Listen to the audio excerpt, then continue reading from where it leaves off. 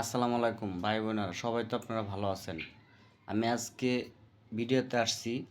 দেখেন, আমি আজকে 15 দিন পরে এই যে দেখেন আবার এই যে দেখেন ডাক্তারের কাছে যাইতেছি। এই যে আবার ডাক্তারের কাছে যেতেছি। আপনারাই বলেন, কেউ কি নিজের টাকা ফালায়া ইচ্ছা করে ডাক্তারের কাছে যা? কিছু কিছু বেদবের বাচ্চারা আছে আমার খুব কাছের, তারা বলে আমি সুস্থ হয়ে গেছি, আমি ভালো হয়ে গেছি গে। ভালো হয়েও আমি ঠিক আছে, দেখা গেছে যে আমি মানে এমনিতেই এগুলো করি। আপনারাই বলেন, অসুস্থ থাকলে মানুষে কি অসুস্থ নিয়ে অভিনয় করতে পারে?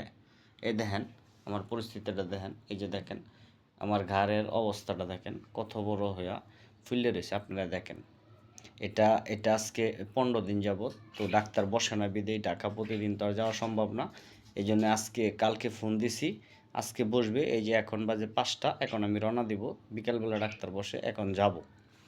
তো আপনারাই বলেন, আমার টাকা দিয়ে আমি চিকিৎসা করি, আমার টাকা ব্যয় করি, আমার টাকা পরিশ্রম করে কামায়া আমার ওয়াইফ সহ কষ্ট করে কেউ 1 টাকা দেয় না। তাদের বাজে মন্তব্য করার কোনো দরকার আছে? তাদের কি বলা যায় আপনারাই কমেন্টে বলেন। তাদের কি বলা যায়? তাদের কোন ভাষাটা ব্যবহার করা যায় আপনারা কমেন্টে বলবেন। আর আমার জন্য দোয়া করবেন, আমি যেন খুব দ্রুত সুস্থ হয়ে যাই। সবাই ভালো থাকবেন।